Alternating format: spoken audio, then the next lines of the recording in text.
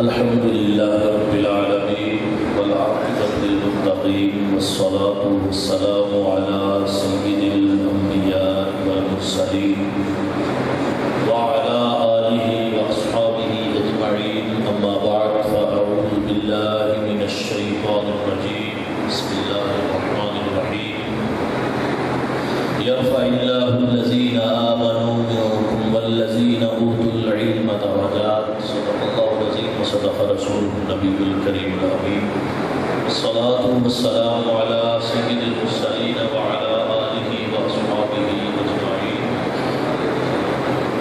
क़ाल अल्लाहु तबारक व तआला फ़ी शानि हबीबिहिल करीम मुख़बिरन व हाकिमा इन्नल्लाहा व मलाइकतहु युसल्लूना अलन नबी या अय्युहल्लज़ीना आमनू सल्लू अलैहि व सल्लिमू तस्लीमा। कोई ज़ुबान खामोश ना रहे, बाआवाज़ बुलंद अपने आका की बारगाह में दुरूद व सलाम का नजराना पेश कीजिए।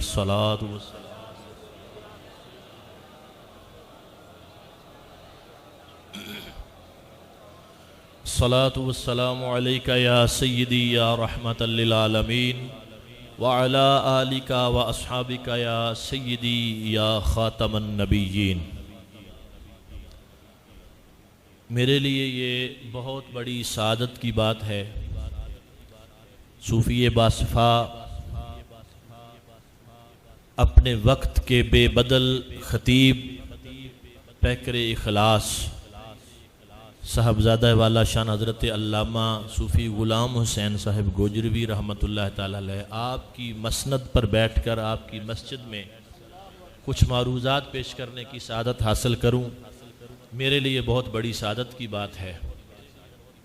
बिहम्दिल्लाह ताला हज़रत सूफ़ी साहब के जानशीन, उनके फ़यूज़ात को आम करने वाली शख्सियत, फ़ाज़िल नौजवान फ़ाज़िल मुहतशम हज़रत साहबज़ादा अब्दुल अली ग़ज़ाली साहब दामत बरकातुहुल आलिया, उनकी मोहब्बत है। उन्होंने मुझे याद फरमाया। अल्लाह ताला हज़रत साहबज़ादा साहब के इल्म व अमल, फ़ज़ल, तक़वा व तहारत में बेशुमार बरकतें अता फ़रमाए और हज़रत क़िबला सूफ़ी साहब का फैज़ उसी अंदाज से जारी व सारी रखे। यकीनन वल बाक़ियातुस सालिहात की बेहतरीन मिसाल हज़रत साहबज़ादा साहब की सूरत में हमारे सामने मौजूद हैं।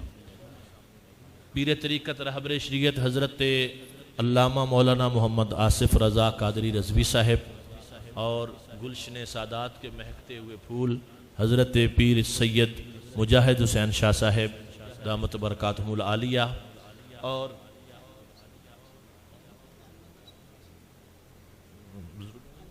मेरा नाम पूरा नहीं है और बड़े ही बुज़ुर्ग और बड़े मोहतरम बुज़ुर्ग जनाब क़िबला हाशमी साहब तशरीफ़ फरमा हैं और मेरे बरादर मोहतरम जनाब हज़रत अल्लामा मौलाना मोहम्मद अब्बास कादरी साहब, दीगर जो भी उलमा मशाइख बुज़ुर्ग तशरीफ़ ला रहे हैं, सारे मेरे लिए बड़े ही काबिल इज़्ज़त व तकरीम हैं। अल्लाह ताला उलमा व मशाइख का साया दराज फरमाए और आप जितने हज़रात बड़े मोहब्बत से, बड़े ज़ौक़ व शौक़ से और कई दिनों से मुसलसल इस खूबसूरत तकरीब का हिस्सा बन रहे हैं, अल्लाह ताला हम सब का यहाँ हाजिर होना, बैठना, सुनना, सुनाना कबूल फरमा के हम सब के लिए ज़रिया निजात बनाए। पिछले साल भी मैं हाजिर हुआ था तो मस्जिद का काम जारी था, तो इस मरतबा बहुत सारा काम हो चुका है और देख के बड़ी दिली राहत मिली, बहुत खुशी हुई। यकीनन क़िबला ग़ज़ाली साहब और उनकी पूरी टीम, मस्जिद की इंतज़ामिया, बिलखसूस जनाब हाजी शौकत साहब और मस्जिद के जितने भी मुआविनीन हैं, वो सारे लायक के साथ मुबारकबाद हैं जिन्होंने बहुत खूबसूरत अंदाज में मस्जिद की तज़ीन व आराइश का सिलसिला शुरू कर रखा है। अल्लाह ताला जुमला अहबाब को, जुमला मुआविनीन को अपने ख़ज़ाने गैब से नवाजे, सब की झोलियों को अल्लाह ताला बरकतों से मामूर फरमाए। दोस्तान मोहतरम, मेरे ज़िम्मा जो मौजू है वो है उलमाए किराम की फ़जीलत। इस पर इंशाअल्लाह चंद गुजारिशात पेश करने की कोशिश करूँगा। अल्लाह मुझे हक़ कहने की, हम सबको सुन के उस पर अमल करने की तौफ़ीक़ अता फ़रमाए। अल्लाह रब्बुल आलमीन खालिक के कायनात के पाक कलाम से जो अल्फाज मैंने तिलावत किए, अल्लाह ताला ने फरमाया यरफ़इल्लाहुल्लज़ीना आमनू, अल्लाह ताला ईमान वालों के दर्जे बुलंद करता है, मिनकुम तुम में से, वल्लज़ीना ऊतुल इल्म दराजात, और जो इल्म वाले लोग हैं उनके दर्जे और बुलंद फरमा देता है। इमाम गज़ाली रहमतुल्लाह ताला अलैह इहयाउल उलूम में फरमाते हैं कि अल्लाह रब्बुल आलमीन खालिक कायनात ने जो दराजात की बुलंदी का जिक्र फरमाया है, एक आलिम का एक दर्जा जो है वो बाकी लोगों से कितना बुलंद होता है, उसके बारे में आप फरमाते हैं कि अल्लाह ने आलिम को 7 दर्जे आम लोगों से ऊंचा किया है, और हर दर्जा 500 साल की मुसाफत होती है। आम मोमिन से एक आलिम के जो दराजात का फर्क इमाम गज़ाली फरमा रहे हैं वो ये है कि एक दर्जे में 500 साल की मुसाफत होती है, और 7 दर्जे अल्लाह ने उलमा के आम लोगों से बुलंद कर दिए हैं। अब ये जो अल्लाह ताला ने दराजात बुलंद फरमाए, फिर कुरान हकीम में अल्लाह ने एक और मकाम पर फरमाया, कुल हल यस्तविल्लज़ीना यअलमूना वल्लज़ीना ला यअलमून। प्यारे हबीब अलैहिस्सलातु वस्सलाम, आप फरमा दीजिए, क्या जानने वाले और ना जानने वाले बराबर हो सकते हैं? यकीनन नहीं हो सकते। दुनिया में एक मामूली सी चीज, छोटी सी बात का जानने वाला और ना जानने वाला बराबर नहीं हो सकते। जिनको अल्लाह ने अपने दीन का इल्म अता फरमा दिया, जिनको दीन की समझ और बूझ अता फरमा दी, उनके मुकाबले में आम मोमिन उनकी बराबरी कैसे कर सकता है? ये कुरान का फैसला है। रसूल रहमत शफी उम्मत सल्लल्लाहु ताला अलैहि वसल्लम ने फरमाया, इसको इमाम बुखारी और इमाम मुस्लिम ने रिवायत किया, मैं युरिदिल्लाहु बिही खैरन युफक्किहु फिद्दीन, फरमाया जिस बंदे पर अल्लाह भलाई का इरादा फरमाता है, अल्लाह उसको दीन की समझ अता फरमा देता है। हर काम में बेहतरी हो सकती है, तिजारत में बेहतरी है, कारोबार करना बेहतर है, रिज़्क़ हलाल कमाने के लिए जो भी ज़राए इख्तियार किए जाए वो अच्छे हैं, लेकिन आका करीम अलैहिस्सलातु वस्सलाम की ज़ुबान रहमत ने ये बशारत दे दी, फरमाया जिस पर अल्लाह भलाई का इरादा फरमाता है उसको अपने दीन की समझ अता फरमाता है। और इसी की तायीद में दूसरी हदीस पाक बड़ी मारूफ है, मेरे हुजूर ने फरमाया, खैरुकुम मन तअल्लमल कुरान व अल्लमहु, तुम में से बेहतर वो है जो कुरान सीखता भी है, कुरान सिखाता भी है। तो इससे आप अंदाजा फरमाइए कि अल्लाह रब्बुल आलमीन खालिक कायनात जल्ल मजदुल करीम की बारगाह में उलमा की कदर व मंजिलत क्या है, उलमा का अल्लाह ने मकाम क्या रखा, अल्लाह करीम ने उनको फजीलत और दराजात क्या अता फरमाए। मेरे आका करीम सल्लल्लाहु अलैहि वसल्लम का एक फरमाने ज़ीशान सुनिए और आप समझ जाएं, अंदाज़ा लगा लें। मेरे हुजूर ने फरमाया, फदलुल आलिम अलल आबिद, एक होता है आम सा बंदा, एक होता है इबादत गुजार, तहज्जुद पढ़ने वाला, इशराक पढ़ने वाला, चाश्त पढ़ने वाला, अव्वबीन पढ़ने वाला, नफली रोज़े रखने वाला, उसको हम आबिद कहते हैं, इबादत गुजार। मेरे हुजूर ने फरमाया, फदलुल आलिम अलल आबिद, एक आलिम की फजीलत आबिद पर जो इबादत करने वाला है उस पर ऐसे है, कफदली अला अदनाकुम, फरमाया मेरे गुलामों जैसे मुझ मोहम्मद मुस्तफ़ा की फजीलत तुम में सबसे कम दर्जे वाले शख्स पर है, एक आलिम की फजीलत इबादत गुजार पे ऐसे होती है। एक आलिम की फजीलत आबिद के मुकाबले में हुजूर फरमा रहे ऐसे है जैसे मदीने वाले आका की हम उम्मतियों में से जो सबसे हल्के दर्जे का बंदा है जिस पर हुजूर की फजीलत है। ऐसे हुजूर ने मिसाल देकर समझाया कि उलमा को ऐसे ना समझना। और यही वजह है क़यामत का दिन होगा, पुल सिरात से लोग गुजर रहे होंगे और पुल सिरात की बारीकी तेजी आप उलमा से सुनते रहते हैं। एक आलिम और एक इबादत करने वाला आबिद, दोनों इकट्ठे होंगे पुल सिरात पर। आबिद से कहा जाएगा, उदखुलिल जन्ना, जन्नत में दाखिल हो जा, तन्अम बि इबादतिक, तूने जो इबादत की है मैं उससे राजी हूं, जन्नत में चला जा और जन्नत की नेमतें खा, जन्नत में मौजें कर जाके। आबिद चला जाएगा। क़ील लिल आलिम क़िफ हिना, आलिम से कहा जाएगा यहां रुक जाओ, यहां ठहर जाओ। आलिम रुक जाएगा, अर्ज करेगा मौला मुझे क्यों रोका गया? जिस बंदे ने अपनी जिंदगी में सिर्फ और सिर्फ तेरी इबादत की, जिसका फायदा उसकी जात को है। आप समझ रहे हैं बात? आबिद अगर इबादत करता है, तहज्जुद पढ़ता है, तो उसकी तहज्जुद का फायदा सिर्फ और सिर्फ उसकी जात को है। उसकी तहज्जुद का फायदा उसके बेटे को भी नहीं है, उसके भाई को भी नहीं है, अहले खाना में से किसी को नहीं, चे जाए कि अहले मोहल्ला को हो या अहले इलाका को हो। इबादत गुजार की इबादत का फायदा सिर्फ उसकी जात को है। आलिम अर्ज करेगा, मौला एक बंदे ने इबादत की, उसका फायदा उसी की जात को था, उसको तो तूने जन्नत में भेज दिया, और मैंने तेरे दीन की खिदमत की है, तेरे बंदों को राह रास्त पे लाने की कोशिश की है, मुझे यहां खड़ा कर दिया गया है। रब्बे जुल जलाल फरमाएगा, मेरे प्यारे बंदे, मेरे दीन के आलिम, तुझे किसी सख्ती की वजह से खड़ा नहीं किया, तुझसे कुछ पूछने के लिए खड़ा नहीं किया, तुझे इसलिए खड़ा किया गया है, वशफा लिमन अहबब्ता, दुनिया में तू जिस जिससे मोहब्बत रखता था उसको साथ जन्नत में लेके जाओ।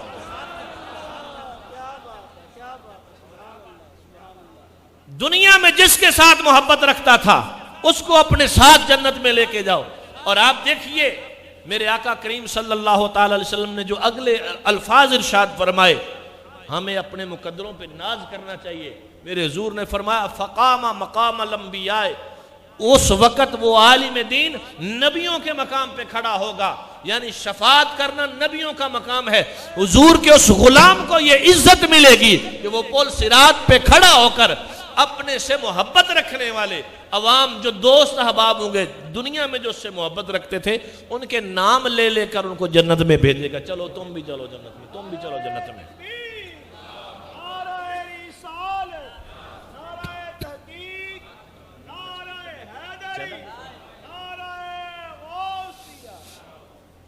तो हज़रात मोहतरम समझिए, एक आलिम को अल्लाह रब्बुल आलमीन खालिक कायनात की बारगाह में क्या कदर व मंज़िलत मिल रही है।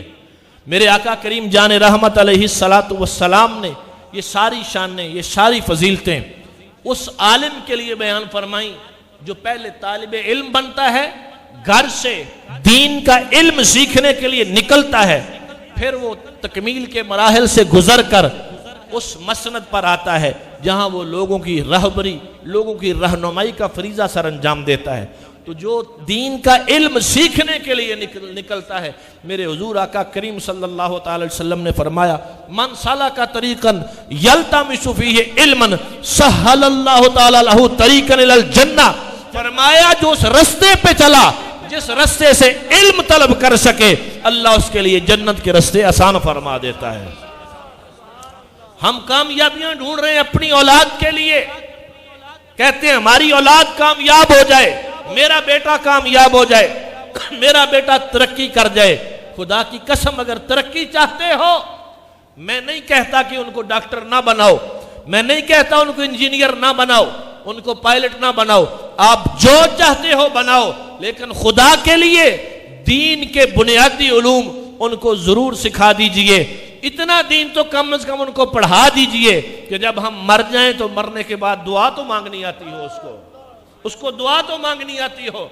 बड़े अफसोस से कह रहा हूं, गोजरे का मुझे नहीं पता, आप नेक लोग हैं, अच्छे लोग हैं, यहाँ तो शायद ऐसा ना होता हो। मैं चूंकि समुद्री से आया हूँ, वहाँ तो हम देखते हैं, हम जनाजा पढ़ाने जाते हैं तो अक्सरियत खड़ी है पहली सफ में, जनाजा पढ़ना नहीं आता।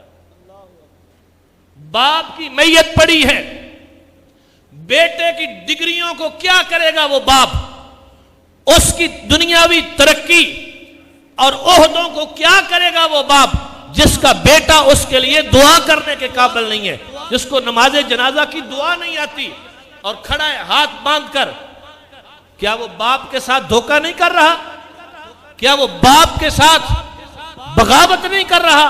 कि वो बाप जिसने जिंदगी की धूप छांव की परवाह किए बगैर, जिंदगी की दुखों को झेल कर अपने बेटे को पढ़ा लिखा कर इस काबिल किया था, आज वो डिग्रियां लेकर बड़ा अफसर बन के सब कुछ तो बन गया, नहीं आया तो उसको जनाजा पढ़ना नहीं आया, बाप के लिए दुआएं मगफरत करनी नहीं आई। मुझे बताइए, क्या वो कामयाब शख्स है?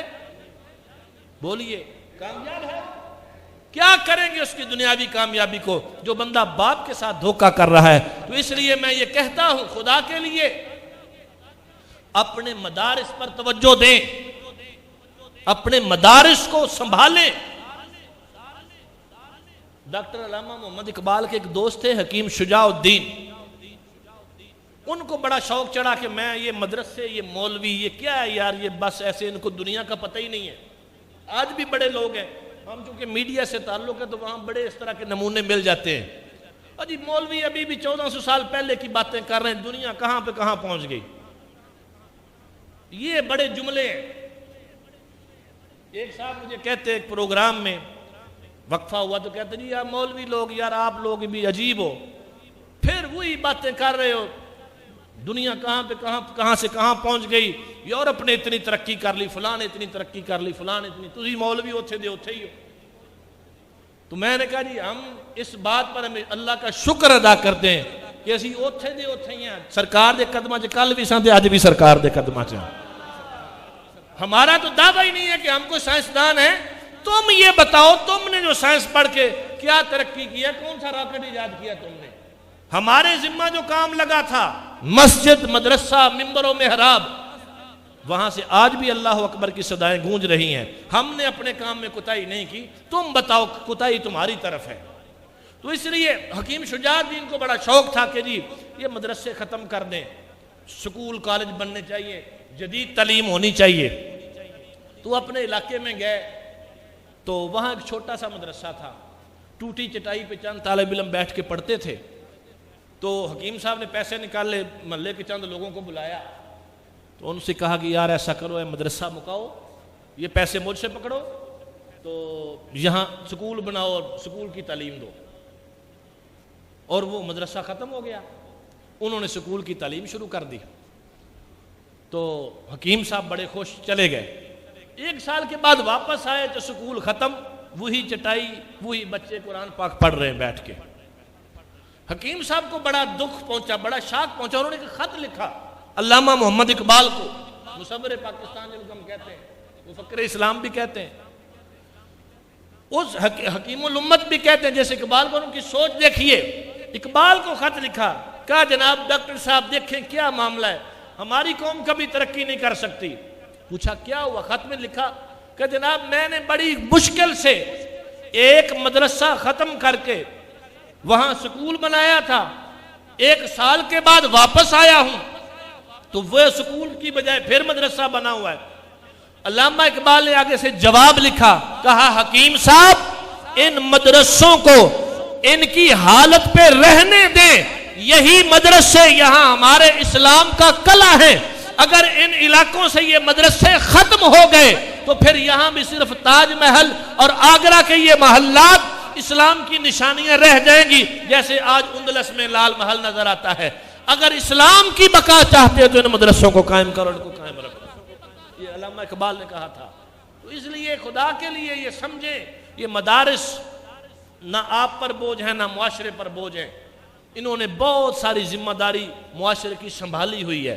तो इन बच्चों को तालीम दें, कम अज कम इतनी बुनियादी तालीम ज़रूर दिलवाएं कि कुरान करीम पढ़ सकें सही तलफ़ुज़ के साथ, कोई नमाज जनाजा आती हो, दुआ मांगनी आती हो, अपने फौत होने के बाद, बाप के फौत होने के बाद, वालदा के फौत होने के बाद कम अज़ कम उनकी मग़फ़िरत की दुआ तो कर सकें।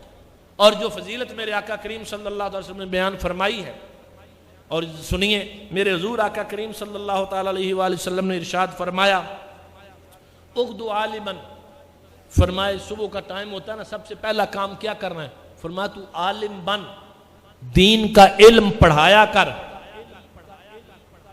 आलिम बन। औ मुताल्लिमन, फरमाया अगर पढ़ाने वाला नहीं बन सकता तो मुताल्लिम तालिबे इल्म बन जा, सीखने वाला बन जा।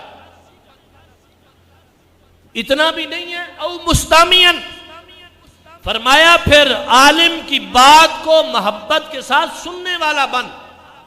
तू अगर उसको पूरी तरह याद रख के आलिम नहीं बन सकता तो कम से कम अच्छा सामे बन जा, उनकी बात को तवज्जो से सुन लिया कर। औ मुहिब्बन, फरमाया अगर सुनने वाला भी नहीं बन सकता, कोई मजबूरी है, कोई उज़्र है, उलमा की मजलिस में बैठ नहीं सकते, फरमाया औ मुहिब्बन, फिर उलमा से मोहब्बत करने वाला बन। फला तकुनिल खामिसा फतहलिक, फरमाया पांचवा ना बनना, तू हलाक हो जाएगा। यानी उनसे नफरत करने वाला ना बनना, उलमा से बुग़्ज़ रखने वाला ना बनना, वरना हलाक हो जाएगा। और याद रखिए, किसी ने हुज़ूर आला हज़रत इमाम अहले सुन्नत मुजद्दिद दीन व मिल्लत अशाह इमाम अहमद रज़ा मुहद्दिस बरेलवी रज़ी अल्लाह ताला अन्हु से पूछा कि हुज़ूर जो बंदा आलिम से बुग़्ज़ रखे उसके बारे में क्या हुक्म है?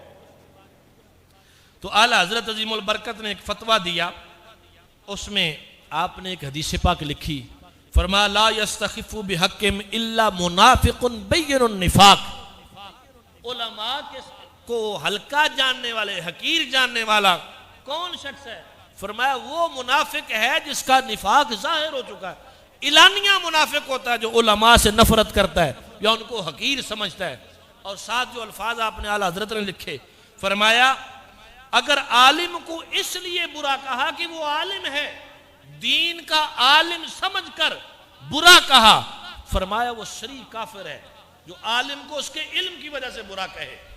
और अगर इस वजह से तो बुरा नहीं कहता, आलिम होने की वजह से तो उसके साथ मोहब्बत करना फर्ज बेहतर समझता है कि उनके साथ मोहब्बत करनी चाहिए, प्यार करना चाहिए, ताज़ीम करनी फ़र्ज है। लेकिन किसी दुनियावी खुसूमत की वजह से, किसी दुनियावी झगड़े की वजह से वो ये समझता है कि कोई नाराज़गी है, तो इसलिए उसके मुतल्लक भी फरमाया कि ऐसा शख्स अल्लाह रब्बुल आलमीन खालिक कायनात की बारगाह में जवाबदेह होगा। और कई लोग होते हैं एवं ही, पंजाबी में ना एवं ही, बगैर किसी वजह के, कोई रंज की वजह भी नहीं है, कोई सबब भी नहीं है, तो उनके मुतल्लक फरमाया अगर बेसबब रंज रखता है तो मरीजुल कल्ब है, खबीसुल बातिन है और उसके कुफ्र का अंदेशा है। आप कभी किसी ईसाई को पूछ लें, किसी ईसाई से, उसने कभी अपने पादरी के खिलाफ कोई बात की हो, तो उसने अपने पौप के खिलाफ कभी कोई बात की हो, कभी नहीं करता नजर आएगा। कोई यहूदी आपको मिल जाए, उससे उसके किसी आलिम के बारे में बात करके देखो, कभी अपने आलिम की बुराई करता नजर नहीं आएगा। तो असी आने भी साड़ी उन देर रोटी हजम कोई नहीं होनी जिन्नी देर तक असी अपने इमाम मस्जिद 5-7 बुराइयां करने लगे। नाराज ना होइएगा, मैं आपको नहीं कह रहा, हमारे मुआशरे में ऐसा होता है। आप तो अच्छे लोग हैं, आप तो मोहब्बत करने वाले लोग हैं। तो मोहतरम हज़रात सुनिए, इल्म होता क्या है और इल्म से फायदा क्या पहुंचता है। हजरत सैयदना इमाम आजम अबू हनीफा रज़ी अल्लाह ताला अन्हु, आपका हल्का दर्स होता था और इमाम अबू यूसुफ रहमतुल्लाह अलैह, आपका नाम इब्राहिम था, जिनको काजी अबू यूसुफ कहा जाता है, छोटे थे तो शौक था उनका पढ़ने का, दीन पढ़ना चाहते थे। घर के हालात इतने अच्छे नहीं थे, तो एक तेल का जो कारखाना था उसमें मुलाजिम रखवाया। कुछ दिनों के बाद वो वहां से छोड़कर उधर आ गए, इमाम साहब की मजलिस में आके बैठते। फिर पकड़ पकड़ के ले गया उनको घर। उसी असना में उनके वालिद गिरामी का इंतकाल हो गया, यतीम हो गए, अभी छोटी उम्र थी। वालिदा ने किसी कपड़े धोने वाले की दुकान पर, धोबी की दुकान पर मुलाजिम रखवा दिया। मामूली सा मिलता था मुआवजा।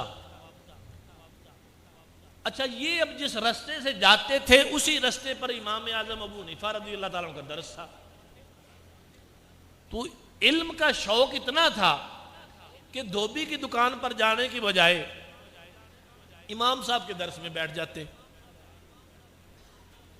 महीना गुजर गया, महीने के बाद मां ने कहा पुत्र तनख्वाह लेके आ। कहा जी कौन सी तनख्वाह, मैंने तो काम ही नहीं किया। कहा तो फिर जाते कहां रहे हो? कहा जी मैं इमाम साहब के पास उनके हल्का दर्स में बैठता रहा हूं। माई साहबा नाराज हो कि आगे इमाम साहब के आगे लड़ने लगी, कहने लगी एक ही मेरा बेटा है और यतीम है, सर पे बाप का साया नहीं, तो आपने इसको यहां बिठा लिया तो हम खाएंगे कहां से? अब हम सोचते हैं बच्चे को मदरसे में दाखिल कर देंगे तो उसका मुस्तकबिल क्या होगा, वो खाएगा कैसे? अब सुनिए, इमाम आजम अबू हनीफा रज़ी अल्लाह ताला अन्हु ने फरमाया बीबी आप परेशान ना हो, आज से आपके घर का जो अखराजात हैं, उनके जो सारे मामलात हैं, वो मैं अपनी जेब से दूंगा, उस बच्चे को वजीफा भी दूंगा। उसका जी ये अब कुछ देर के लिए कर देंगे, इसका मुस्तकबिल क्या है, बच्चे का क्या इसका फ्यूचर है, पढ़ के क्या कर लेगा, ये कमाता मेहनत करता, चार पैसे बन जाते, हमारा भी कुछ गुजारा चल जाता, ये इधर लग गया, ये क्या करेगा। तो इमाम आजम अबू हनीफा रदी अल्लाह ताला ने फरमाया, बीबी मेरी बात गौर से सुन, आज तो तू ये कह रही है, इसका मुस्तकबिल क्या होगा, जबकि मेरी आंख ये देख रही है, एक वक्त आएगा बादशाह के दरबार में ये बैठा हुआ आला कीमती पत्थर के प्याले में फलूदा खा रहा होगा। अब कैसे ऐसा हो सकता था, कैसे हो सकता था, कोई समझ में नहीं, लेकिन वक्त गुजरा, मेरे इमाम ने फरमाया था और ऐसा वक्त आया, खलीफा हारून रशीद ने आपको काज़ीउल कुज़ात मुकर्रर किया। और आपकी सीरत में लिखा है, जितना बादशाह वक्त का प्रोटोकॉल होता था, उतना ही प्रोटोकॉल काजी इमाम अबू यूसुफ का होता था। और फिर एक दिन बाकी जितने भी दरबारी आते थे अपनी सवारियों से उतर कर आते थे, लेकिन इमाम अबू यूसुफ को ये इजाजत थी कि आप अपनी सवारी पे सवार होकर बादशाह के तख्त के पास पहुंचते थे और वहां से जाकर उतरते थे। तो एक दिन ऐसा हुआ, इमाम अबू यूसुफ पहुंचे दरबार में, बादशाह ने कहा जी ये हमारे दरबार की एक खास डिश है, बहुत कीमती और बहुत महंगी है और कभी कभी बनती है हमारे दरबार में, आज आप तशरीफ लाए हैं तो आपके लिए मंगवाई है। जब वो सामने प्याला आया तो इमाम अबू यूसुफ रोने लगे। कहा रोते क्यों हो? कहा आज मुझे वो वक्त याद आ गया जब इमाम आजम अबू हनीफा ने फरमाया था एक वक्त आएगा तो बादशाह के दरबार में बैठकर कीमती पत्थर के प्याले में फलूदा खा रहा होगा। तो ये इल्म की बरकतें हैं, इल्म की बरकतें। एक यतीम बच्चा जिसका कोई मुस्तकबिल नहीं था, अल्लाह ने उसको वक्त का चीफ जस्टिस भी बनाया और बादशाह वक्त के बराबर प्रोटोकॉल भी अता फरमाया। और हज़रात गिरामी कदर, हमारे उलमा ने, हमारे अकाबिरीन ने, हमारे बुजुर्गों ने इल्म सीखा भी है, सिखाया भी है, पढ़ा भी है और पढ़ाया भी है और यही बताया है। और इल्म की कैसी कैसी शानें और कैसी बरकतें। अभी चूंकि इमाम आजम की बात आ गई, एक बात उनकी अगर ना करूं तो इंसाफ नहीं होगा। हम जिनकी निस्बत से हनफी कहलाते हैं वो इमाम आजम अबू हनीफा रज़ी अल्लाह ताला, बिल्कुल तालिब इल्मी ज़माना था, इब्तदाई दौर था, पढ़ते थे, हदीस भी पढ़ते थे और फ़िक्र की मजालिस में जाकर फ़िक्र भी पढ़ते थे। इनके एक उस्ताद थे हदीस के जिनका नाम था हजरत आमश। तो वो बड़े नाराज होते थे, कहते सिर्फ हदीस पढ़ा करो, फिक्र की मजलिस में जाने की जरूरत नहीं है। लेकिन इमाम साहब का ज़ौक़ ये था कि इल्म सारे ही पढ़ने, तमाम उलूम पढ़ने। तो वो जाते थे। हजरत आमश बड़े मुहद्दिस थे, जलीलुल कदर थे, बड़ा नाम था, लोग मसाइल पूछने के लिए भी आते थे उनके पास। एक दिन लोग आ गए मसला लेकर, कहा जी कि हमें एक मसला बताएं। एक छोटा बच्चा बिल्कुल कम से 2-4 दिन का फौत हुआ, उसको एक औरत ने गुस्ल दिया और उसको हमने जनाजा पढ़ के दफना दिया।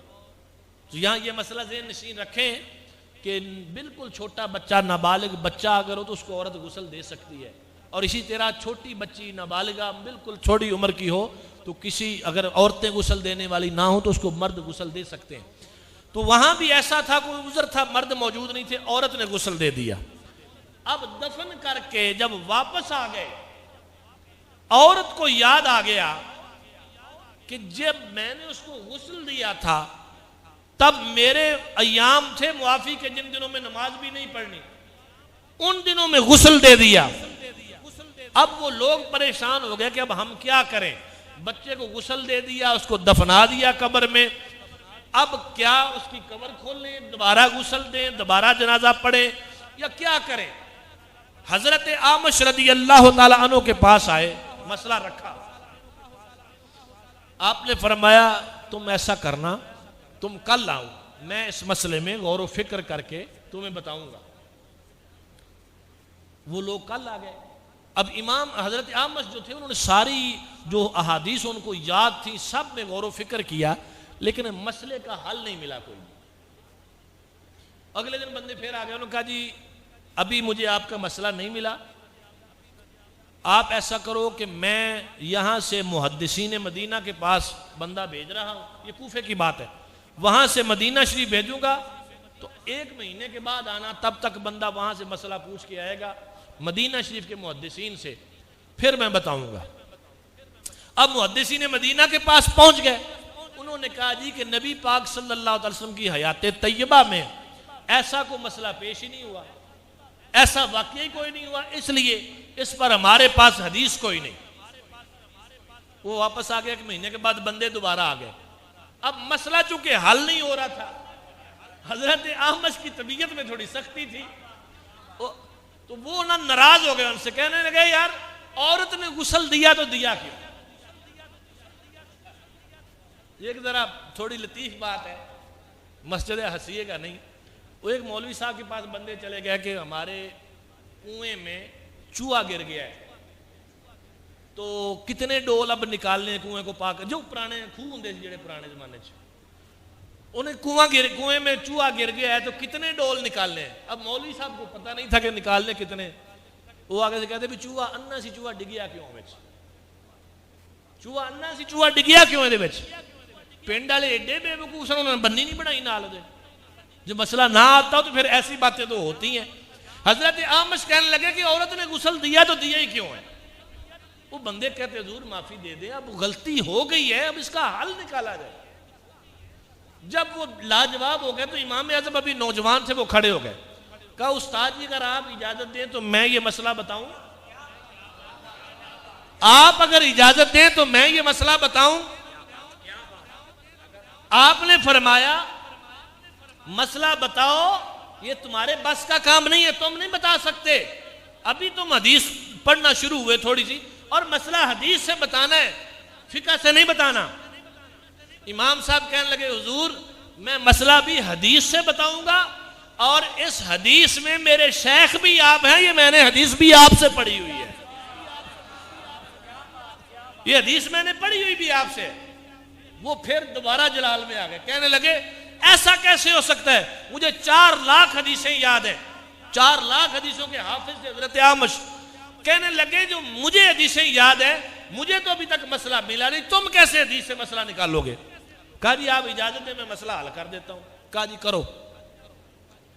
तो हजरत इमाम आजम अबू हनीफा रज़ी अल्लाह ताला ने फरमाया जवाब ये है कि उस औरत ने जब गुस्ल दिया तो वो गुस्ल बिल्कुल दुरुस्त है, अब नमाज जनाजा दोबारा पढ़ने की कोई हाजत नहीं। कहा जी ये तो हो गया जवाब, दलील दो हदीस की। तो मेरे इमाम ने फिर हदीस पढ़ी, जिसको अब वो बुखारी शरीफ में भी मौजूद है, तब तक तो बुखारी थी ही नहीं। मेरे इमाम पाक ने हदीस क्या पढ़ी, मेरे आका करीम जान रहमत अलैहिस्सलातु वस्सलाम ने उम्मुल मोमिनीन हजरत सैयदा सिद्दीका पाक से फरमाया, हुजरा पाक में तशरीफ रखते हुए फरमाया या आयशा तो नावेलीन समुरता मिनल मस्जिद, ए आयशा जरा हाथ बढ़ाकर मस्जिद से मुझे चटाई पकड़ाओ। अर्ज किया या रसूलुल्लाह अलैहिस्सलातु वस्सलाम अना हाइदुन, हुजूर मेरी मखसूस हालत है, मैं चटाई कैसे पकड़ाऊं।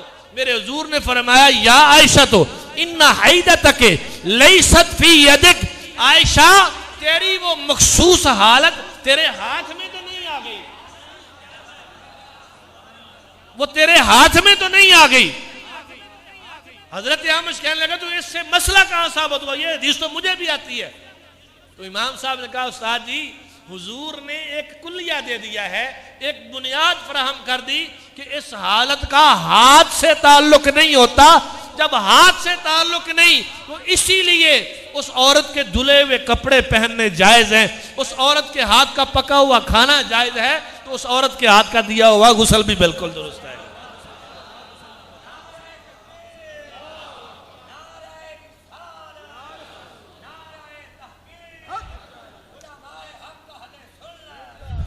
तो हजरात मोहतरम ये जरा समझने की बात है, इल्म इसको कहते हैं, इल्म जब पढ़ा जाए।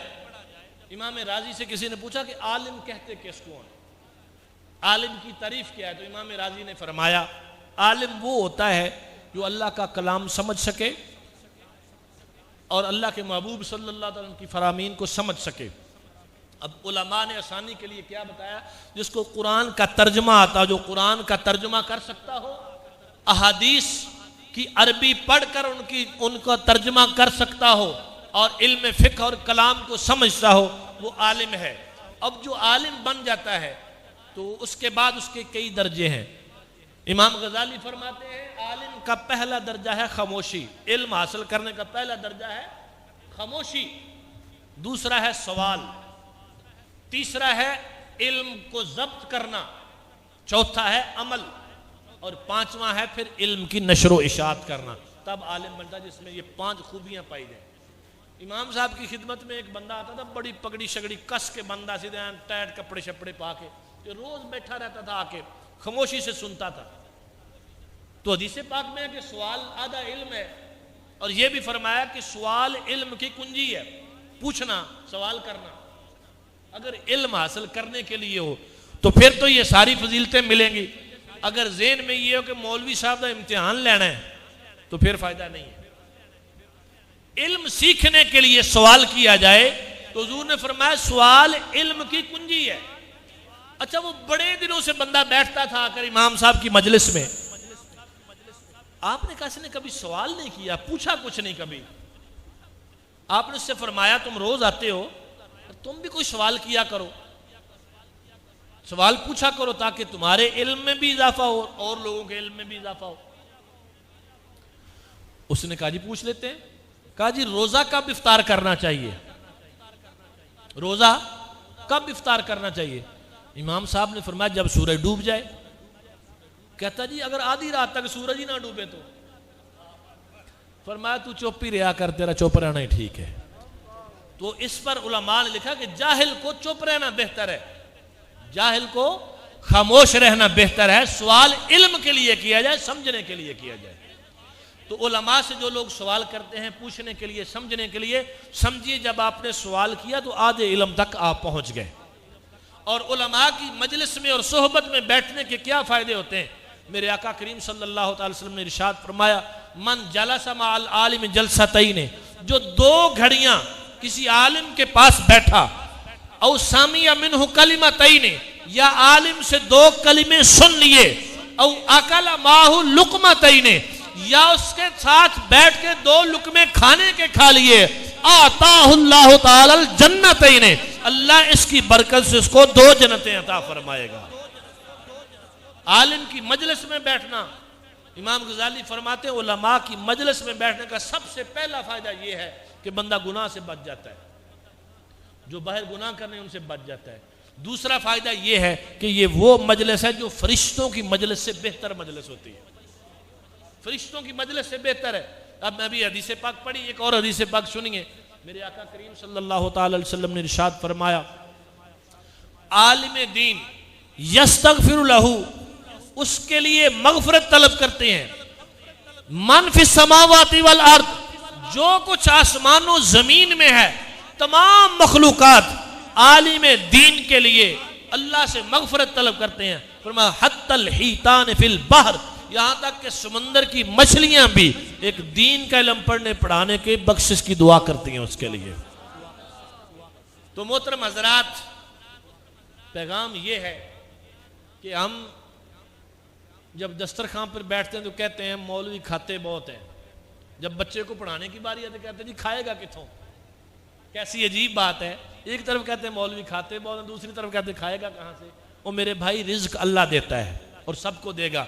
पैगाम ये है, हजरत साहबजादा साहब यहाँ मस्जिद में एक मदरसा चला रहे हैं, तो एक मौके पर तो ये बिल्कुल डिसहार्ट हो गए थे, तो मुझे कहते जी मैंने बंद कर देना। मैंने इनसे गुजारिश की कि थोड़ा चलता है या ज़्यादा चलता है, इसको जारी रखें, एक भी दिया आपका जल रहा है तो ये बड़ी खुशी की बात है।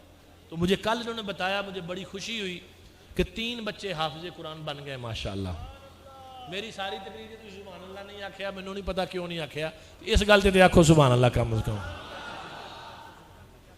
अब मुझे नहीं पता, मैंने तो अपनी तरफ से कुछ गुजारिशात पेश की हैं, तो इस बात पर तो सुभान अल्लाह बनती है कि इस गए गुजरे माहौल में आप सब हज़रात की मोहब्बत ज़्यादा चाहिए अब, और तवज्जो ज़्यादा चाहिए कि अभी 3 बच्चे हाफिज़ बने हैं। अल्लाह करे कि कोई ऐसा वक्त भी है कि हम यहाँ पे ऐलान कर रहे हो कि माशाल्लाह अब 30 बच्चे हाफिज बन गए, और इंशाअल्लाह ताला वो ज़रूर आएगा।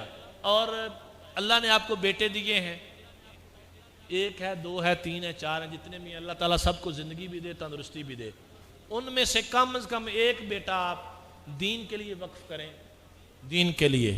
मेरे शेख कामिल हुजूर नायब मुहद्दिस आज़म कुतुब आलम पीर अबू मोहम्मद अब्दुल रशीद कादरी रज़वी रहमतुल्लाह अलैह समुंदरी शरीफ वाले, वो फरमाया करते थे कि बंदा खुदा दीन का इल्म पढ़ो और पढ़ाओ, अगर भूखे रह गए तो क़यामत वाले दिन मेरा गिरेबान पकड़ लेना।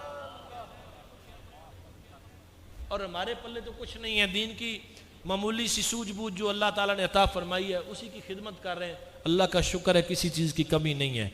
तो ये मत सोचें कि दीन का इल्म पढ़ेगा तो वो भूखा मर जाएगा या उसका फ्यूचर कोई नहीं होगा। इंशाअल्लाह उसका फ्यूचर बहुत अच्छा होगा, दुनिया भी अच्छी होगी, आखिरत भी अच्छी होगी, और आपके लिए बख्शिश का सामान बनेगा। एक हदीस पाक सुन लीजिए, फिर मेरी गुफ्तगू अपने इख्तिताम को पहुँचती है। रसूल करीम सल्लल्लाहु अलैहि वसल्लम ने फरमाया, बंदे का जन्नत में बैठे हुए अचानक दर्जा बुलंद हो जाएगा, फिर और दर्जा बुलंद हो जाएगा। तो पूछा जाएगा किस वजह से? कहेगा जी आपका बेटा कुरान का हाफिज बना, वो मंजिल पढ़ रहा है, दर्जे बाप के बुलंद हो रहे हैं, बाप के दर्जे बुलंद हो रहे हैं। और ख़ुद जब वो जाएगा तो हुक्म होगा कुरान पढ़ता जा और दर्जे चढ़ता जा। तो कोशिश करें यहाँ जो मदरसा है उसको आबाद करें, एक एक बच्चा तो दाखिल करवाएं, उसमें भरपूर रौनक लगनी चाहिए।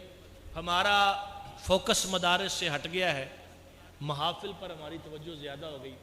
हम नात खानों को सुनकर बड़े खुश होते हैं, बड़े महजूज होते हैं, हमारे वसाइल उधर जा रहे हैं। खुदा के लिए महफिलें करवाएं, महफिलों से मैं नहीं रोकता, लेकिन मदारस को मजबूत करें, ये इस्लाम के कले हैं। ये उलमा तैयार होंगे तो ऐसा ना हो कि कल हमारे साथ ऐसी सूरत हाल बन जाए कि हमें मस्जिद में अजान देने के लिए बंदा ही कोई ना मिले। तो उलमा तैयार करें, हुफ़ाज तैयार करें, उसमें अपनी अपनी इस्तिताअत के मुताबिक हिस्सा डालें, बच्चे भी दें, अपने बंदे भी दें और चंदा भी दें, ताकि मिलजुल कर ये काम चले। अल्लाह ताला अपने हबीब करीम सल्लल्लाहु अलैहि वसल्लम के तुफ़ैल इस मरकज़ को आबाद व शाद रखे, और हज़रत गज़ाली साहब की बिला और उनके तमाम रुफ़क़ा को सेहत व सलामती वाली ज़िंदगी अता फ़रमाए।